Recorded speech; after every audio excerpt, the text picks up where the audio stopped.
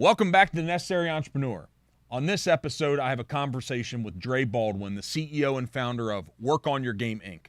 He's given 4 TED Talks, authored 33 books. Dre's content has been viewed over 100 million times. His daily Work on Your Game podcast has over 2,600 episodes and over 7 million listeners. Dre also had a 9-year professional basketball career playing in 8 countries. Dre's framework is roadmap in reverse for professional mindset, strategy, systems, and execution. During our conversation, we discussed the importance of asking the right questions, that everybody needs a coach, sometimes small talk leads to big talk, and knowing how to sell ourselves. We also dove into the term mindset and how it's a hot topic currently, but we never used to hear about it. Also, Dre talks about why leaving a legacy is significant to him and the influence Gary Vee, which is Gary Vaynerchuk, had on him years ago, and the importance of the collaboration era. Hey, thanks for tuning into this one. Be sure to like, share, and subscribe. Hope you love it as much as we do. Thanks for tuning in.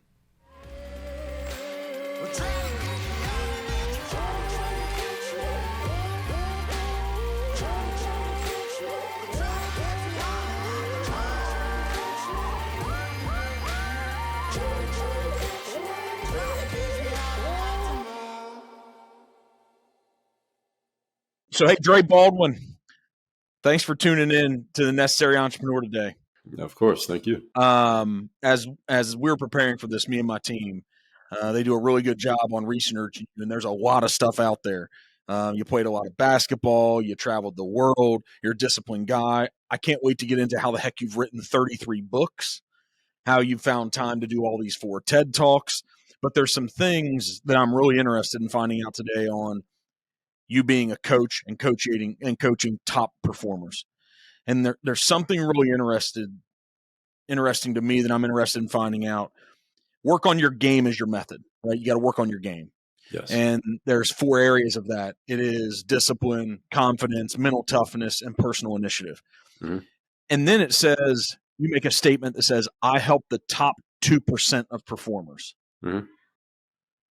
Why just the top 2%? Well, that's a great question. A couple of answers to that. So number one, a professional athlete, by definition, we're in the top, basically the top 1% of performers out there. So it's kind of like a differentiating thing that separates me from every other coach out there. There's a lot of coaches out there, and I'm not the only person in the world talking about things like mindset or strategy or system. So it's a strategic move on that end. And also the other thing is, another reason, I could give you 3. Another one is, the people who are in that top 2% are usually the people who are practicing that slight edge mentality, meaning they are already doing pretty well and they want to do better. So I want to work with people who actually want to get better, because I hear from a lot of people, and through DMs, I use social media. I talk to people from every level, grassroots level, people who haven't really done much yet, Mark, but they want to do better.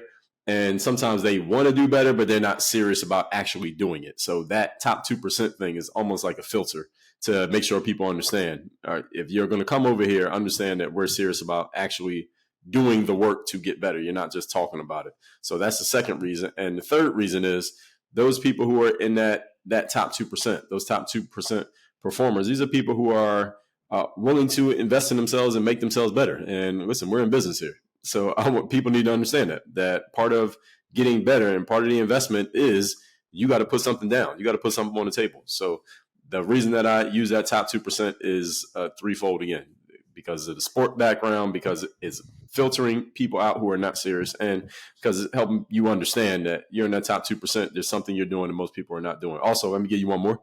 That right now I'm reading this book, 10X is Better Than 2X by Ben Hardy and Dan Sullivan. You heard of it? Read it? So Hardy's amazing. I have not heard of the book, but he's amazing. Yeah, Hardy's great. So I just saw him at a conference a couple of weeks ago. He gave away the book for free, the physical book, but I went and bought the audio book because I wouldn't have time to sit and read the physical book. So I bought the audio book. And in that book, one of the main things they talk about is in your business, you want to find that 80-20 thing, find the 20% that's producing most of your results and do more of that and less of everything else. So if I had to look at all the clients that I work with, who are the ideal people I want to do most of my work with? It's the top 2%.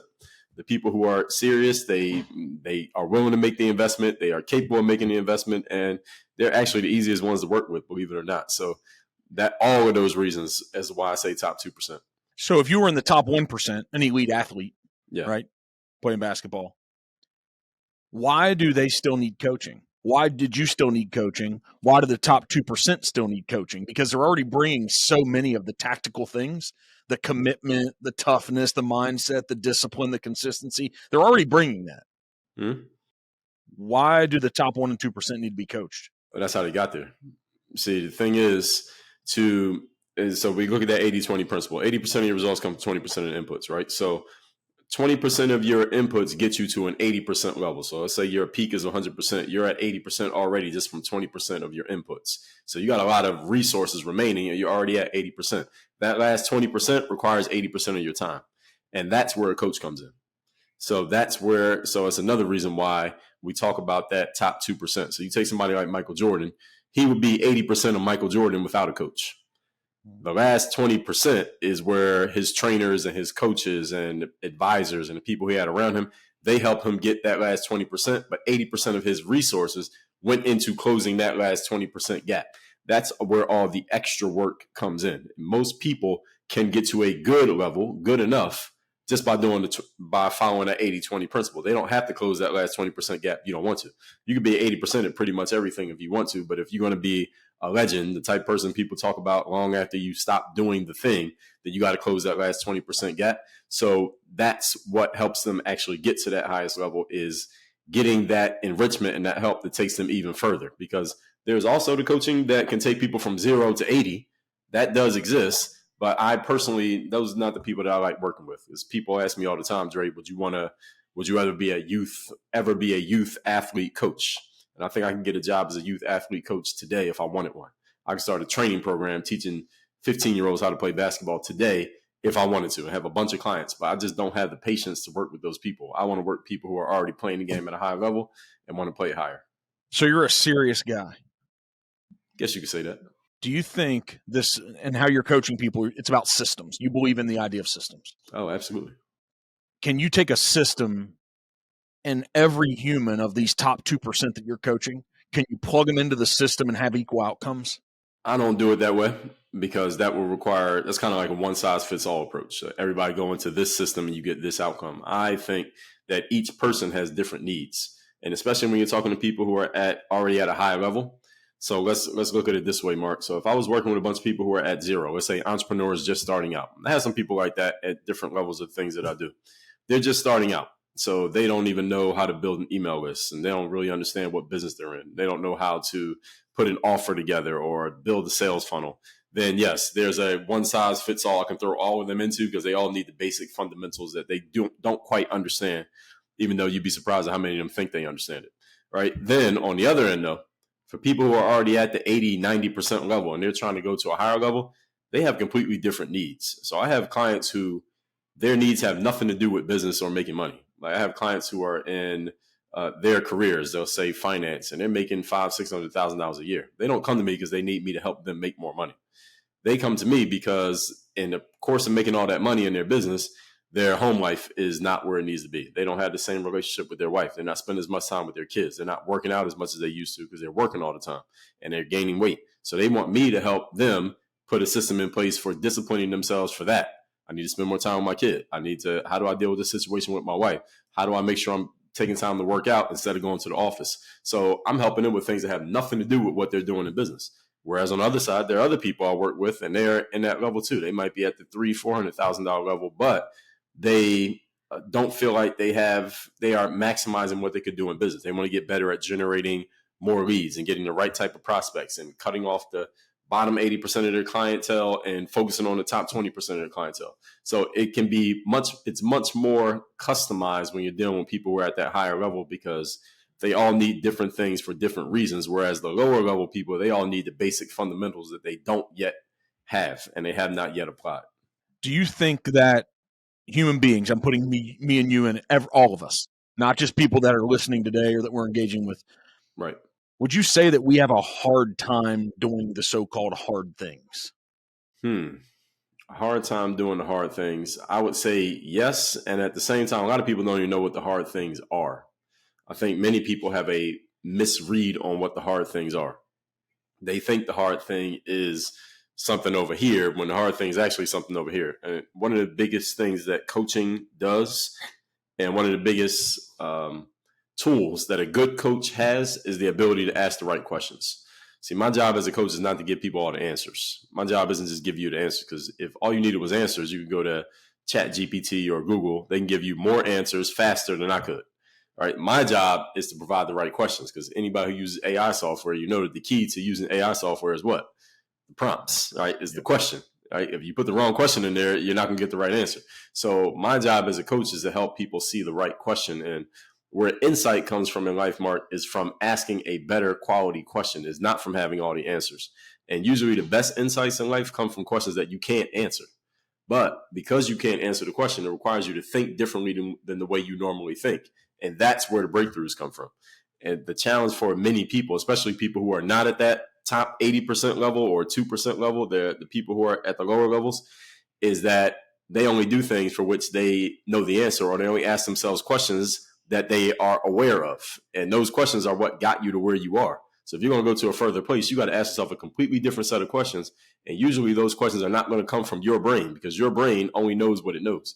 This is why people need to invest in coaching and masterminds and get around other high level people, because they're asking themselves questions that you have never considered. You get what I'm saying? Yeah. So what's the most important question? That's a great question. It depends. It depends on who the person is and what their situation is. So once I get to know people, then I start asking them the question. I see what their situation is, and it can be very different. There's no one question that applies to everybody. So it's not the old why. It can be why, but it depends on what I'm asking why to, because then it can branch out in 1,000 different directions. Have you found that your approach to roadmap in reverse, have you found that that's a really good system and way to help people figure that out? Yes, it is. And, all it is just breaking down where somebody wants to be and working backwards from where they want to be to where they are right now, so we can put together a plan, a roadmap. So just putting a plan together for getting the thing done. And again, as I said, coaching, a lot of it is just asking questions that people just simply haven't considered, because people get so deep into their own heads of what they're doing that they never take a step back and kind of look at the situation more plainly. And this is just a human thing, because it's easier for us to look at somebody else's situation and break it down than it is to look at our own situation objectively and dispassionately and break it down. So that's really what I do as a coach. So this is simple for you. It's simple for me, yes. I think it's simple for a lot of coaches when they're looking at somebody else's situation to break it down, at least the people who you work with, because the only reason they're coming to you because you can see something that they can't see. Why do you think it seems so simple to you? Do you think you approach your own life? Are you a good coach for you? Are your own unlocks for you simple, or do you need that as well? Do you need that coach? I think everybody needs a coach. I think some people are better at self-assessment than others.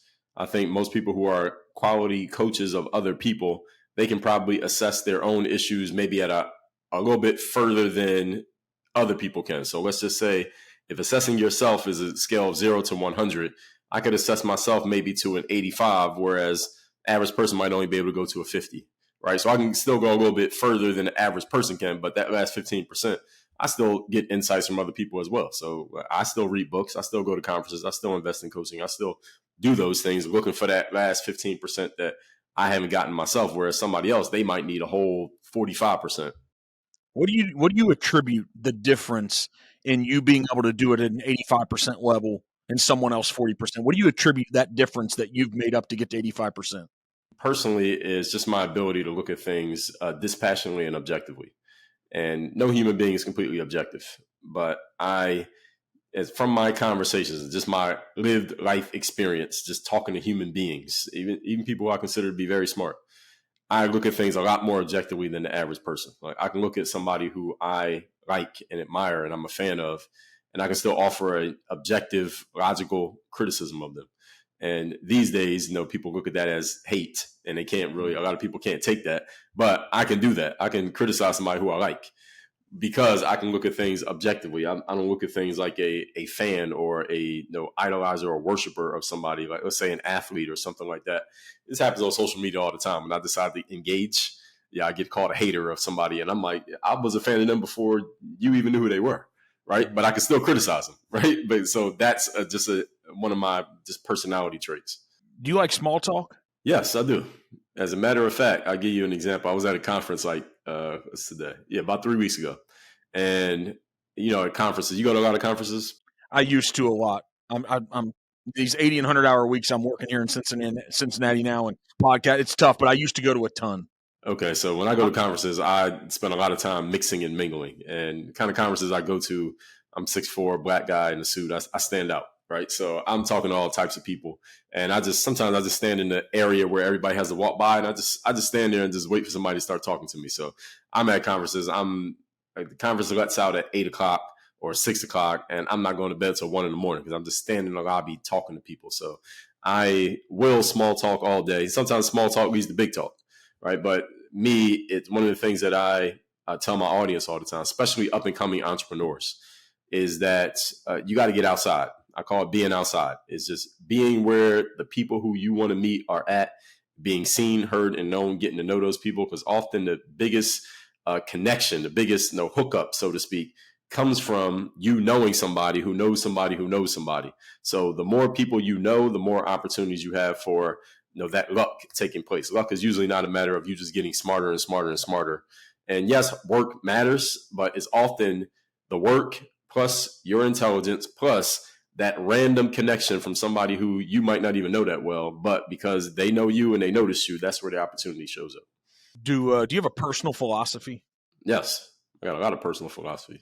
What's the one for you? Even before you were a coach, when you were playing ball, did it evolve? Where did it come from? Like, what's your mantra? What is it every day? Well, number one is work on your game. That's an easy question. You set me up for that one. So work on your game. But even I have a solo show that I put out, and I did a series called the 12 Work on Your Game Commandments. And I don't even remember all 12 off the top of my head, but I laid those out, and I'm on the record with those because that's letting people know what work on your game is all about. And I created work on your game. So those things apply in business the same way they apply personally. You want me to share a couple of them with you? Yeah, it'd be great, man. Yeah. Yeah. So one of them is, these are not in any particular order, but one of them is the right vehicle. The right vehicle means you have to choose the right tool with which you want to get yourself where you want to go. So for example, some people might start a podcast and their podcast pops off, and that's how they achieve all the things they want to achieve. But somebody else, a podcast is not the right thing for them. They might need to have a blog. Somebody else might need to be a car salesman. Somebody else might need to work in finance. Someone else might need to be an agent or a coach. So you got to choose the right vehicle. Before I played basketball, I played baseball for several years, but I wasn't really that good at baseball. And had I not realized that and picked a different vehicle, then we probably wouldn't be having this conversation right now, because I wouldn't have the basketball professional athlete credibility to go behind my name. So you got to choose the right vehicle. Another one is a game. And game just means ability to perform. So that's connected to the right vehicles. If you have no game, if you don't have the ability to actually perform and produce a result, then you can never get the rewards. And if you're not collecting rewards and producing results and performing, then nobody really cares who you are and what you're doing or what you want to do. Because especially in Western society, we judge people based on their performance, the results, and the rewards that they get. So game is one of the most important things that you got to have in whatever space you choose to get into. And that's what it connects to, that whole work on your game thing. Good thing about work on your game is that it's not limited to sports. It started in sports, but it's not limited to sports. So on your website, you say, I believe it was on your website, you say about making more money with systems and strategy. Is it that simple? Is it as simple as systems and strategy? Yes, it is. Because let's just think about what systems and strategy are, Mark. So strategy is simply a plan of action. What are you going to do? Where are you going to do it? Who are you going to do it with? Why are you going to do it? And how are you going to do it? So it's a lot of pieces to go into strategy. So strategy could you could write a whole manual just on a strategy, period. So it is that simple, but by simple, it can be very complex, right? If you actually dig into what somebody is saying when they say strategy. And then a system rather, is the mechanism that allows you to execute a strategy over and over and over again. So if you look at a company like McDonald's, if you order a Big Mac at the McDonald's in Cincinnati, and I'd order a Big Mac at the McDonald's in Miami, and nobody knew which one came from which McDonald's, nobody could tell the difference, because they're going to come out exactly the same. And it's not because the people in Cincy and the people in Miami are communicating with each other. It's because McDonald's has such a tight system that you could put anybody in there and the burger's going to come out the same way. You had to try to mess it up. That's what a great system looks like, is that you can produce the result over and over and over again to where it becomes predictable. And when something's predictable, people are willing to pay you for it. So that's how it connects to making money. So go deeper in this conversation. Here's something that happened when you said this. So I agree. I think it probably applies for vehicles. If you go buy a Mercedes in Cincy, or you buy a Mercedes in Miami, if you want to buy an E-Class, you would expect it to drive the same, have the same warranty, made the same way. But then I thought about the elite performers and the ones that win awards. They worked within the system, but then they did it better.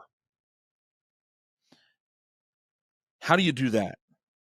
Like, how does that, every once in a while, you know how you might go to a gym or go to a restaurant and they just do it better, even though it's this corporate approach. It could be a Mercedes-Benz dealership that their service is just top notch. How do they do it better? Maybe we don't want to get ahead of ourselves because maybe that's compounding on top of the system and strategy. But what happens there when even in a system, someone just does it better? Great question. So there are two other pieces here. So when it comes to what we do, coaching and work on your game, you got the strategy and the systems. Those are steps 2 and 3. Step 1 is mindset. Step 4 is accountability. So mindset, strategy, systems, accountability. And the answer to your question, it starts and it ends with mindset. It's the way that you're thinking about the situation. So for those performers who perform they're following the same system as everybody else, but they're producing more results, or the company or the person within the company, let's say a salesperson at Mercedes, they're just selling more cars than everybody. Why are they selling more than everybody? Y'all selling the same cars. Y'all got the same deals. You got the same leeway to make deals. How is this one person making more sales than everybody else? It starts with the mindset. It starts with the way that the person is looking at and thinking about what they're doing. Because the 3-step process to any achievement in life, Mark, is be, do, have, in that order. Being is the mindset and the way that you're showing up. Doing is the activities, the actions.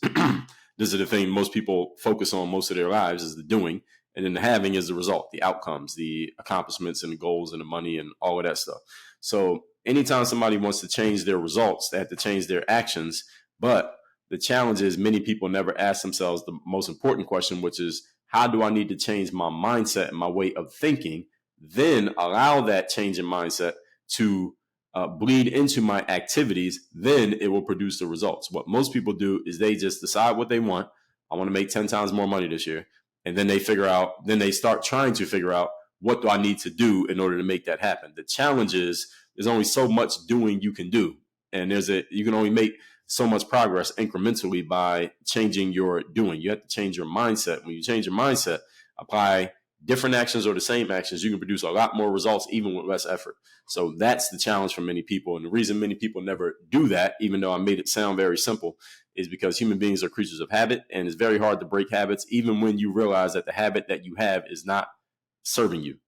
People will still keep doing it because it's much easier to stick to a habit that you know leads to mediocrity than to break that habit and do something brand new that you're not sure what is going to lead to.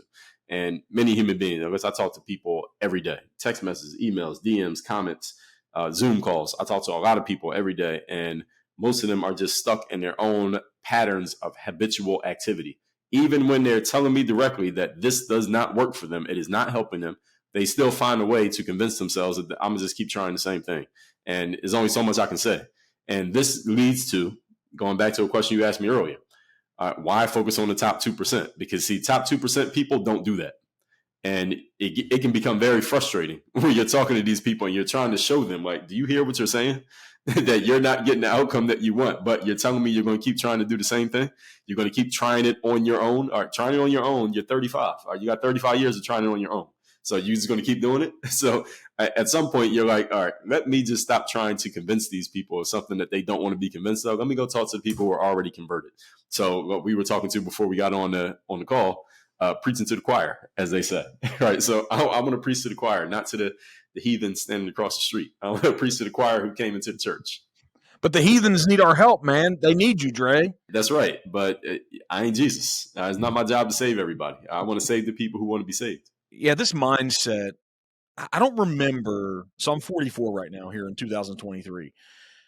I don't remember in my 20s and 30s the term mindset being even said. No, it's new.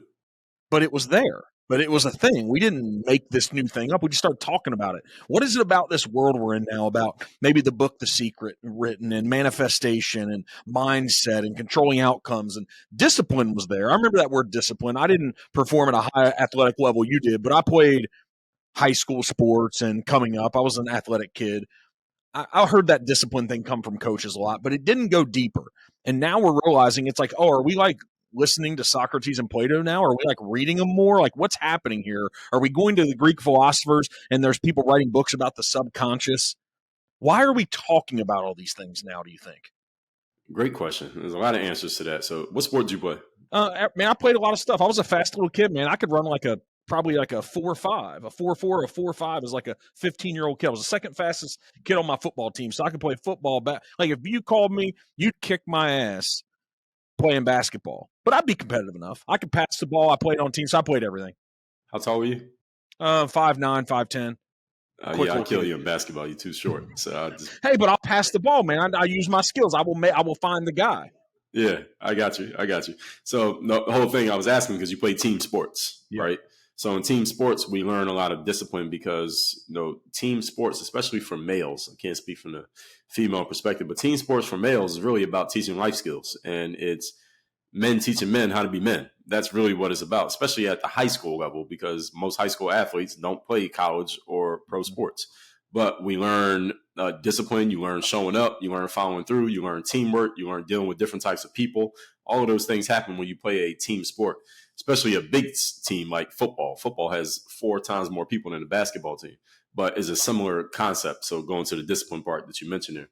But to answer your bigger question here about mindset, that became a thing probably around, it was a video that I was watching. I can't remember the title of the video, but it was all about marketing. It was about the evolution of marketing, how back in the 1930s, how they started marketing. They realized that by putting things in newspapers and then eventually TV and magazines, if you advertise something and made it look cool, then people would want it. And this is how they were able to advertise cigarettes for decades. And people were killing themselves smoking cigarettes, even though cigarettes weren't good for you, but they were making it look cool. And now you barely see cigarette advertising anymore, even though people still buy them. So it was about what was being marketed. So things just shifted over time. And there became a time, this was in the late 80s going into the early 90s. This is when the focus on self became a thing. So to answer your question, this is where mindset came from, this focus on self. So we always had we had Napoleon Hill back in the day. Zig Ziglar was around, Earl Nightingale. Then Jim Rohn was a little bit later. And then Jim birthed Tony Robbins.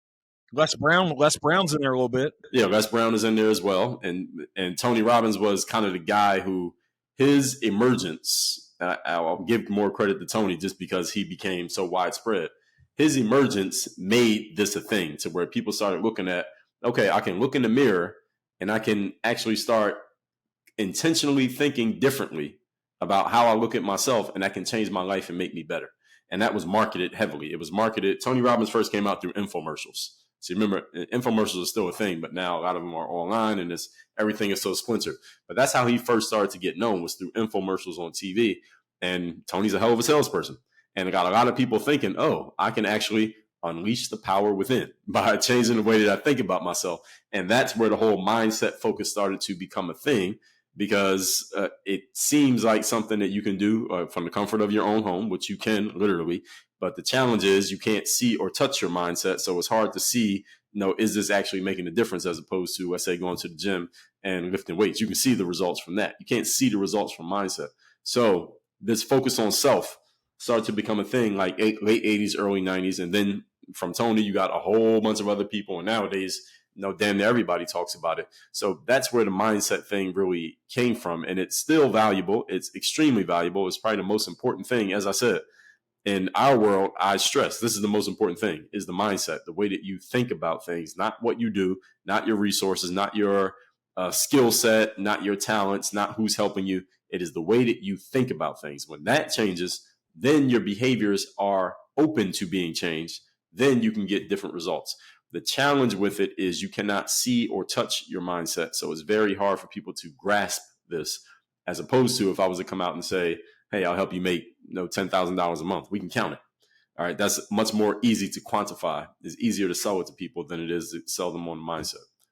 So I think going into the world of basketball, you probably have some insight in this.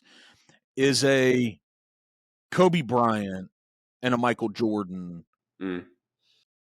was the biggest difference between them and everyone else? Was it literally was it mindset? Yes. Do you think that even carries over into a Larry Bird, a Magic Johnson, an Isaiah Thomas? Like, are the greats? Is it mindset? It is. It's mindset. And when we're talking in professional sports, there's a little bit of nuance there because to play a professional sport, you have to have a certain baseline of talent. You're already elite, right? Those guys are already elite. Yes. So at the pro level, everybody's in the top 1%, right? Everybody who plays, even the guys on the bench. And the difference between the all-star and the guy who's just a solid role player, yes, is their mindset, is the way that they think about things. Because here's what happens. When you think about things differently, then that leads you to practicing a little bit more. That leads you to having a little bit more confidence in yourself. It leads to your teammates having a little bit more confidence in you. And it leads to you doing different things. And the more you do it, now that builds up the confidence. So it's kind of like this self-fulfilling prophecy. And did you read Malcolm Gladwell's book, Outliers? So good, dude. I love 10,000 Hours. His books are so good. Right. So in that book, you remember the part where he talked about the hockey players in Canada? Yep. And how certain players, if they were born in a certain month, they would be better because they were older than the other kids, but they're in the same group. And then those better kids who were born earlier, they would get more training and they would just get better. And it was a self-fulfilling prophecy. It was basically their talent and the advantages they were then given because of that talent multiplied on itself.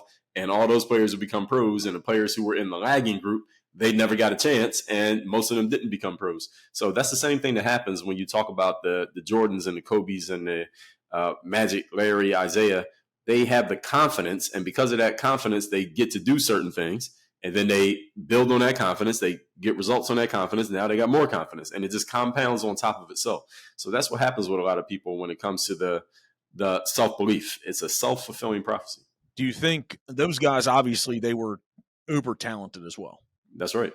And it's no different than we can use the top 1%, but those guys weren't the top 1%. Those guys were the decimal of the 1%. Right. But there were others who had equal talent but didn't do it. If not better. Like maybe I'm just trying to throw names around here, but the word on the street is Vince Carter was more physically talented than all of them.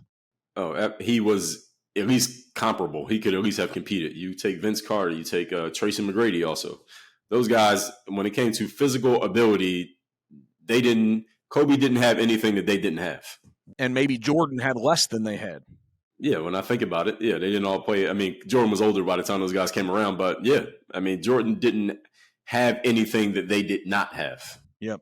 So then to ask the question, do the top elite performers in business, in sports, could be professors, could be whatever it is, the elite performer of any category, do they just believe the sacrifice is worth the price or the cost, the price you have to pay? The cost is worth it? I'm not sure they all know at the beginning. I think sometimes you find out along the way. Now, we got to draw a line between athletes and everybody else and business people. Let's do this. Big difference between the athlete and the business people is that to be a professional athlete, you must be over a certain baseline of ability. You don't have it. If you're 5'7", I don't care how hard you work, you're not playing in the NBA. It's probably not. Everybody's not Muggsy Bogues? No. All right, that's why you can name Muggsy Bogues. All right, exceptions prove the rule, right? How tall was Allen Iverson? Allen Iverson's he was listed at 6 feet, but they say he was a little bit under that. Yeah, there's a couple other guys. There was Nate Robinson, there was Spud Webb, but you can name them. That's the whole point. And I would always say that to athletes. You can name these guys. That's the reason why they're exceptions. All right, sorry to give you all off the topic here between business and sports. Yes. So in the business world, everybody's competing. We're competing off of intellect. You're competing off the way you think. It's all mindset. Everybody has a brain. Not everybody has 6 foot or taller height and 40 inch vertical, but everybody has a brain. So in the business world, you're competing against everybody. Anybody can get in the business world. Not everybody can get in the NFL or the NBA. So in the business world, it's a matter of, yes, it's mindset, but it's also strategy. It's what are you doing? It's the systems. It's the accountability. You need all 4 pieces because in the sports world, I'm sure you saw as an athlete, even at the high school level, there were some players who might not even have that much of the mindset or the dedication or the discipline, but they were just so much better than everybody else. They moved on to the next level. and they didn't even have to try because they just had something that other people didn't have. Whereas in business, it doesn't work that way. You're actually competing against a very deep pool of a lot of people. Do you think there's anything that you could do? Let's say that Dre happens to be the most highly skilled professional coach ever. If you're not there now, let's say you're there in 2 years. You're top tier. Do you think you can take that middle of the road player and get them to the 2%? And I think you're a guy who's willing to answer the question honestly. Can you make that transition, or are they going to decide if they're that on their own? You actually are going to deal with where they are in their segment and just make them the highest performer in that segment. Can I take that middle player and take them to the top 2%? So let me ask you a question to your question before I answer it. When you say I'm top tier, based on what? However you would grade yourself. I don't know how to grade you right now. We aren't either, right? People are going to evaluate when they hear me talk. We're going to evaluate when they hear you talk. The people that you're coaching, they're going to evaluate you. I'm really talking about the outcome of the people you're coaching, the outcome of my employees, the people that I'm coaching up. Can I take someone that comes to me, that their mindset, their ability, their past experience, they're middle of the road? Can I take that person to a top 2%? Well, you could with an asterisk. Here's the asterisk. They have to actually want to go there. You can't turn a frog into a prince. You can't turn someone into something that they don't want to be. So they have to, and what we call it over here is the 51-49 rule. And that simply is talking about ownership stake. 51-49 means 51% is by you. That's the client, the person I'm working with. You have to have a majority ownership stake in your goal. If I have more of a stake in the ownership of your goal than you do, then we're not going to get there. You have to care about it more than I do. So if they have the desire to go there to the top 2%, and right now they're middle of the road, yes, it's possible for them to get there. I mean, I played Division III college sports and I became a professional athlete. But the thing is, I had the desire to get to the professional level. Nobody pulled me there. I took myself there. So the desire for the person who is going to get there has to be stronger than the desire of the coach, the trainer, whoever is supposedly helping them. That's why you want to focus on the top 2% because they already have that mentality. Right, because it's a lot less effort. It's actually easier to work with somebody who's already in the top 2% than somebody who's in the 50th percentile and try to get them up there. It's less effort, and they usually are going to become a success story because these are the people who, Mark, they're going to be successful with or without me. Mm-hmm. All right, all I'm doing is facilitating their success. I'm not making them successful. That's me and you. This 30 seconds is not about humility. That's me and you, man. Mm-hmm. Now, I'm not even grading myself against anyone else, but whatever you've done to get here, to gain your 40-something thousand followers on Instagram, right? To do your 4 TED Talks, to write the books, you've done the work. Now, I don't think Dre's done working, but you've done the work. Do you think you're still coachable? Oh, absolutely. I still get coached. That's always the answer, man. From the top performance, that's always the answer. Who are you a fan of? Because earlier we talked about who that we're fans of, maybe who we look up to. Like, if that person you're like, man, I'm paying to go see or hear or meet them. So my favorite author is Robert Greene. I've never seen him in person, but 48 Laws of Power and his other first probably 4 books, I read all of them probably 10, 20 times a piece. As far as in the business world, there are several folks. Russell Brunson, ClickFunnels guy, a big fan of his stuff. Dan Kennedy, who's an older marketing guy. At his stuff, I'm coming across a lot of his old stuff. He's not really creating a lot of new stuff, but his stuff I like a lot. In the sports world, of course, you got Jordan.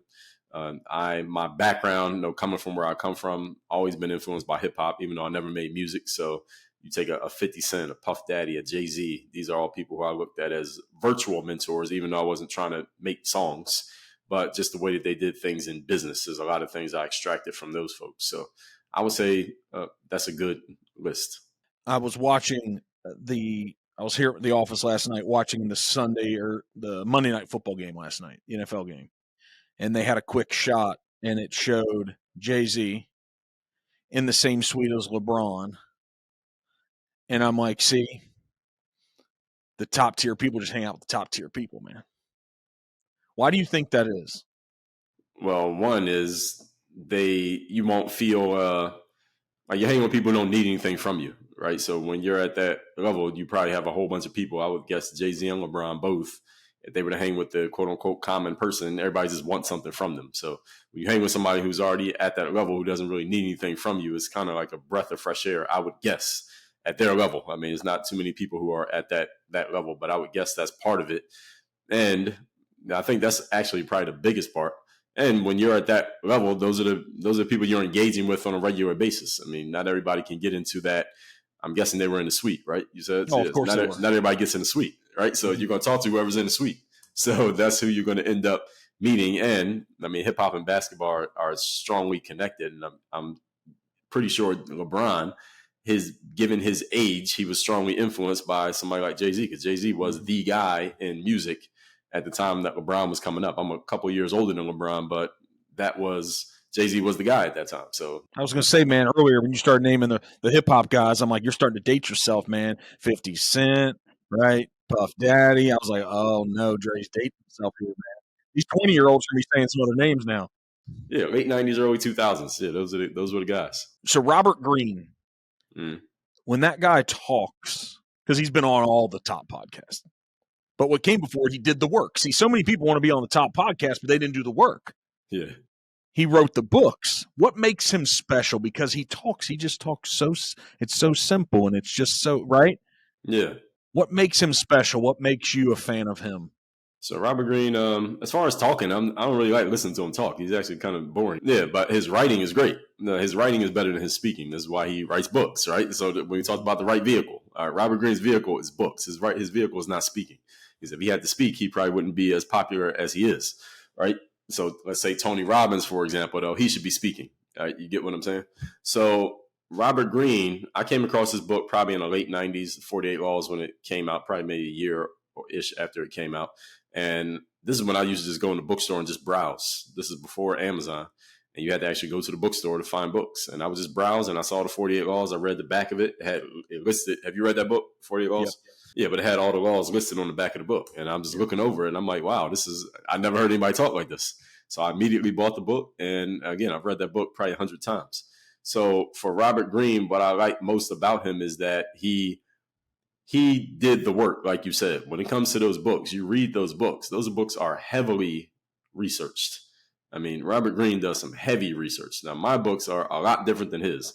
My books require no research. Everything I write about my books come out of my head. His books come out of, he reads 100 books to write one book, right? And then he gets all those references, and his bibliography is like 20 pages if you read one of his books. So that just, as far as just doing the research and doing the work and really going in depth for his writing, writing is his vehicle. And what a lot of people don't know about Robert Greene is that when he wrote his book, he was almost 48 Laws, the first one. He was almost 40 years old. Right? It's not like he got out of college and started writing these amazing books. He was almost 40. And he had worked, according to him, about 40 or 50 jobs at that point. And none of them, he didn't really stick at any of them. And he kind of didn't like anything he had done. And he felt like his family thought he was going to be a failure, because here he is almost 40 years old and he's not really, what exactly does he do? Who is this guy? He hadn't really done anything. And he randomly ran into the book packager, who asked him, do you have an idea for a book? And he said, well, I'm thinking about this book where I talk about power in all its different forms. And he said, all right, write the book. I'll pay you to have some time off from work so you can have the time to write the book.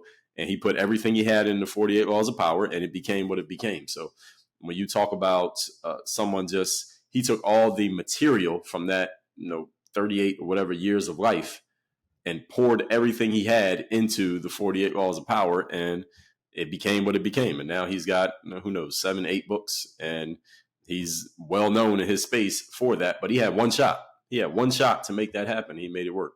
As I'm sitting here thinking about him, there's so many of these influencers, but Tony Robbins, The Power Within. You have a Grant Cardone out there, 10X Rule. You have Ed Mylett, like The Power of One, like you're the one. And there's all these people in the past. And I'm like, a lot of these people that are well-known, that we say we identify them in this world of coaching and self-help, and you brought up Malcolm Gladwell.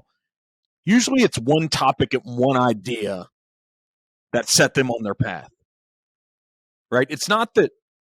So what's Dre's? Work on your game. Okay. So we're going to turn that into the just do it of personal and professional development. So when you hear just do it, you know what it means. That's so simple, isn't it? Just do it. I mean, how the heck that ever happened? I mean, the movie was pretty cool. We watched it, but it's so simple. But when you come back to, it's like, hey, let me come up with a personal philosophy. Let me come up with what my the motivation, the reason. It's like, just do it. It's so simple. Right. Don't all these things just share that? Whether it's Robert Greene, whether it's Malcolm Gladwell, all these Tony Robbins, all this is mindset stuff. It's all mentality. It's all approach. It's like, guys, this is simple, but why is it so complicated?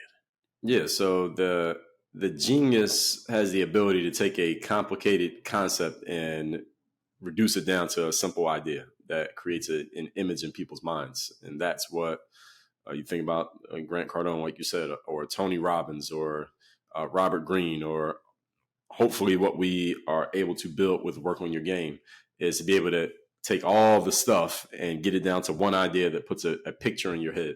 So that's the genius. Simplifying. So you wrote another book, The Mirror of Motivation. I haven't read it, but I love the topic. What's that about? That book is about how you can look in the mirror and ask yourself the question about who you need to be as a person. So going back to that be, do, have that we talked about earlier is, again, a lot of people understand the concept of setting goals and desiring for things. And most people who have capacity, control of their brains understand you can't get something for nothing. So you got to work to get it. But most people never ask themselves the question, who do I need to be while I do the stuff so I can get to the outcome? So the mirror motivation is about you looking in the mirror and asking yourself the question, who do I need to be? You answer that question, then you go do the work, and then you get the results. A lot of people ask this question in the beginning through conversation, but if we were sitting down, I'm not a guy who really drinks alcohol, but if we were at a bar and I ordered a Diet Coke, you'd probably order a water because you're so disciplined. Yeah, at the bar, I might get something sweet. Okay. And I said, how did Dre become this Dre? How'd you become this guy? What guy? The guy that you are, the guy that you are, the confident coach, the person who's been disciplined to build this life that you've built at 41 that's going to keep going, and you feel like the price is worth the outcome. Like, how'd this guy, was it something like good that happened to you at 8, something at 12? Was it around other good mentors? Was it the way you were raised? Is it in DNA? How did you become this Dre sitting in front of me today? I would say it wasn't any one thing. I'd say it's one day at a time. That you're an amalgamation of all the decisions that you made, all the things you've come across, all the experiences that you've had. I wouldn't say it's any one thing that made me this way. I mean, each person has a whole life. Whatever age you are, you got all those years of experiences that made you who you are now. So I wouldn't say there's not like a Big Bang Theory thing. It's just consistency of living how I've been living, and you evolve over time. So how I was thinking 10 years ago, I couldn't have told you most of the things I've told you here today. So it's just going through those experiences, learning what I've learned, picking things up from here and there, playing with them, turning them around, making my own theories out of them. So it's all of that stuff put together. When you have a big win, whatever that is for you, that gets you going, the endorphins firing, what is that? Like at the end of the day today, when you go to bed tonight, whatever that full day is, what'll make you feel like you had a win? You may not, because we don't win every day, right? But what would it be? Like, what's that thing? Like, man, I did it. I hit the home run. I made the 3. I got the dunk. Like, today was worthwhile. So for me, every day, actually, at the beginning of my day, I write out notes and I give myself, hey, what's the one thing that I could achieve today that would make today successful? So if I know what that is, let me see if I can tell you what today's is, because I don't remember it off the top of my head. But in my notes, one thing today was tighten up the processes. So just making sure my processes are being run the way they're supposed to. Because my assistant missed something yesterday. I missed something yesterday. So we just want to make sure the processes are all tight. So if everything's running the way it is supposed to, and we do that consistently, we may not get some big trophy-worthy win every day. But as long as we're running the processes, eventually we're going to win something. To me, my word recently is excellence. I think it's worthwhile. I think the attempt to achieve excellence in all areas of our lives, I think it's worthwhile. So excellence is my word right now. Do you have a word? Does Dre have a word? Do you have an idea right now? You don't have to. It's not like a gotcha question. That's just what's driving me, and it's just hitting for me right now because excellence for me it's so hard. It's hard to be excellent in every part of your life. Right. So the Right. biggest thing I've been consciously thinking about is just this 10x concept, not the Grant Cardone version, but the 10x is easier than 2x. I mean, they're kind of talking about the same thing, but in different ways. So this book, I'm reading that book right now, 10x is easier than 2x. So that's really what's been actively on my mind. Why is all this going to be worth it? This journey, why is it all going to be worth it? Great question. Well, we want to leave a legacy. You want to leave something behind for whoever comes after you to benefit from, so that all the time, this short amount of time that we get on this planet, which is in the larger context, extremely short amount of time that each one of us individually gets, leave something behind so that your kids or your family or whoever, maybe they don't have to grind as much as you did to get to the same place that you got to. So they can still grind, but their grind should be taking them from here to there instead of from starting at the same zero that I had to start at, or whatever the situation may be. So that's the biggest thing, making sure that a legacy gets left behind, and you want your name to live on, because I tell people all the time, the day that you die, your friends and family and your coworkers, by about 2:00 in the afternoon, they're going to say, hey, where are we going for lunch? All right, you're going to be forgotten. It's over. So what can you do that's going to make your name live on after you're gone? That usually means you got to do something that resonates with people, to where even if they didn't know you or even come across you while you were around, they still appreciate something that you did. Is this Dre today? Wrapping up here, I've taken a few extra minutes. Is this Dre the best version of that Dre's ever been today? Oh, absolutely. Yes. Can you see, by the time you're 45, we go in these segments, do you know what that Dre is going to be? Can you see it? Are you seeing it to manifest that? Is it the vision? Do you see it? Absolutely. So I've always been a visionary. I used to visualize before I knew visualizing was a thing. So I used to always visualize. So absolutely. You did 4 TED Talks. What's the biggest takeaway you had? Because I think a lot of people think about even doing a TED Talk and they never do. A lot of people are idea people. They're like, I'm the idea person. It's like, okay, well, who's going to execute, right? So what was your takeaway? You got on stage, you did the second one, the third one, the fourth one. What's your takeaway from doing those TED Talks? You got to know how to sell yourself. So a lot of people think that giving a TED Talk is about being a good speaker. It's not. It's about having a great idea, which it is somewhat, but really the biggest key to getting on the stage and standing in that red circle to give a TED Talk, you got to be able to sell yourself. And I have always had the ability to sell myself. And that's why the reason I did all 4 of those TED Talks, because I sold myself. They did not call me, I called them. All right. So, and those of you who listen to this show, you could ask Mark how this interview happened. All right, he didn't call me. No, man, you sent a video, right? I have that here on my notes too. Like we're that's what's so fascinating too, man, that I wish everyone knew is, and whatever caused you to send the video, like we're really leveling up with this podcast. I don't know what it's going to become, but I know we're going to keep going. And at 200, we're going to be better than we're at 100, at 300. And we're starting to get people like, there's this, have you heard of Dano's seasoning?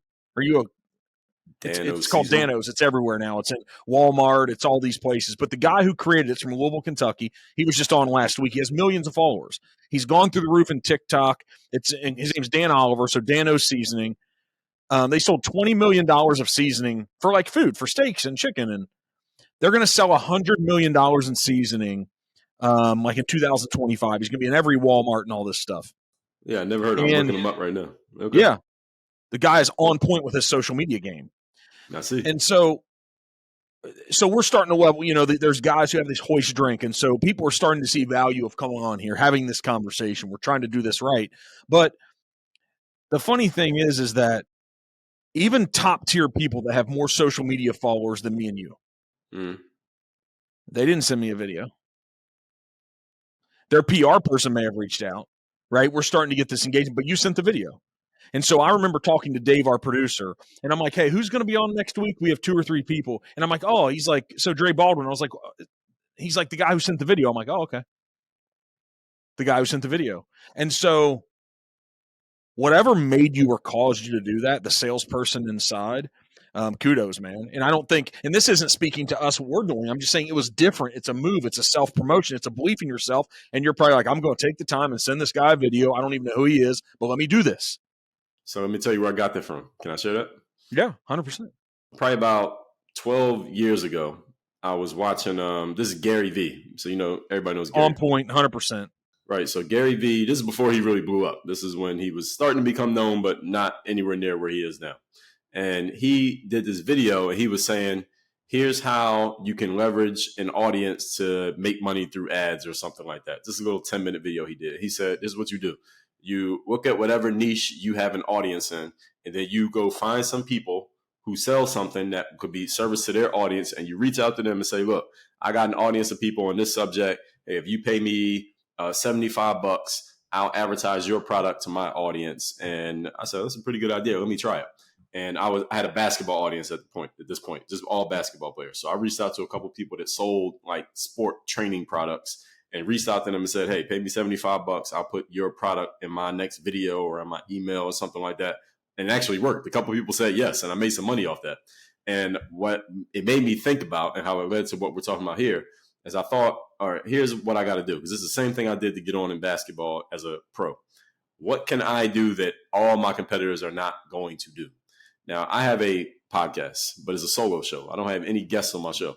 But we still get those PR emails from people, those copy-paste PR emails. We get those all the time. And I'm like, somebody is paying a PR person to send 100 emails a day, and they're not even researching who to send the email to. So I said, we can't do that because I know every host who gets those emails, they just toss them because they all look the same. It's spam. So I said, what can I do that they're not doing? And I said, I got to do something that doesn't scale. And what doesn't scale is for me to personally make a message. And that's not AI. I personally made that video and send it to somebody. And that doesn't scale. So I know other people are not going to do it because I know just from life experience, people are lazy. Right? They want something that they can copy, paste, and they can do 1,000 of a day without effort. But I said, what can I do that they won't do? And that's where I got that whole idea from. Well, how can I make myself different from everybody else out there? And that's where I got it. So why take the time to do this podcast? This isn't a self-promotional piece, but I'm thinking like you took, by the time we get done with this, an hour and a half. Why take the time to do a podcast like this? Great question. So basically, when it comes to marketing, I am in the marketing business, and there are basically 3 ways to market yourself online. You can run ads, you can make content, and you can collaborate. So ads is you pay money to get your stuff seen by someone who controls the audience, i.e. Facebook, Instagram, Google. Content is you just make your stuff, right? Make an Instagram post, write an article, write a blog.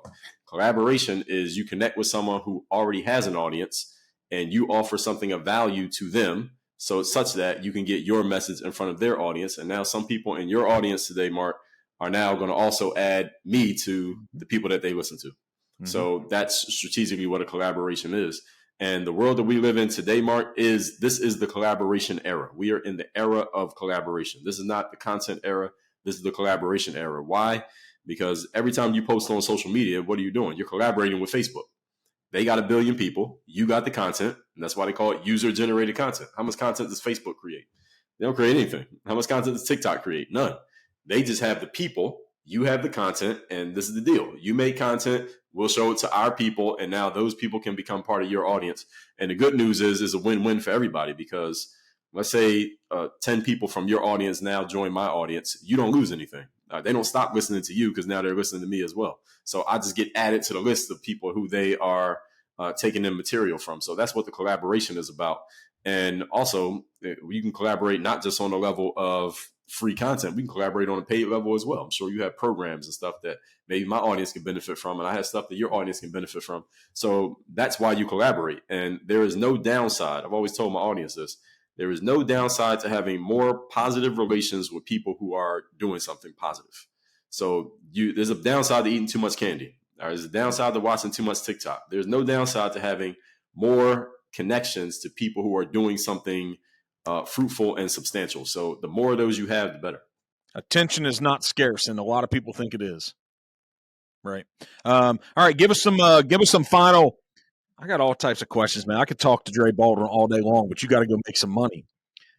I'm going to give you a good intro here that we always record separately. So I'll do an intro to your social and your website and those types of things. But this thing you're selling exposure to you're selling experience. You're selling books. You've written 33 of them. What's the best thing Dre has now? If I laid $3,000 down on the table and I said, Dre, I'm going to give you $3,000. Here you go. Here's my money. What's the best thing you've got? Oh, you were doing the university, Work on Your Game University. So that's the place where I do. It's the only place I do any coaching, only place I work with anybody directly. So in that university, that's where we focus on those 4 areas: mindset, strategy, systems, and accountability. So I would say put that $3,000 towards Work on Your Game University. Maybe we could talk about putting another 0 or 2 on there, and you work with me one-on-one. That's what I was going to say. I was like, what's that going to do? Give me a password and an access? Is that what that $3,000's going to get me? Right. What you should have said was, when I said, man, I'm going to slap the $3,000 down, what's it get me? You should have just said nothing. Well, we'll take the $3,000. We'll just work on the rest. We got a finance plan, right? Do you have we don't need specific names, but do you have some big wins and some big outcomes of people that you've coached? So do you have some real good wins?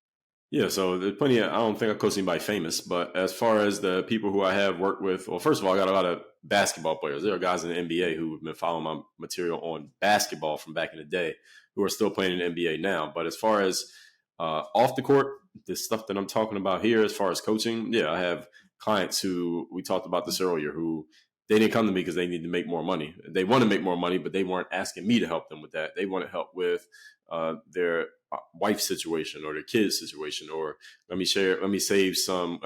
lose some weight. I gained all this weight because I've been focusing on work.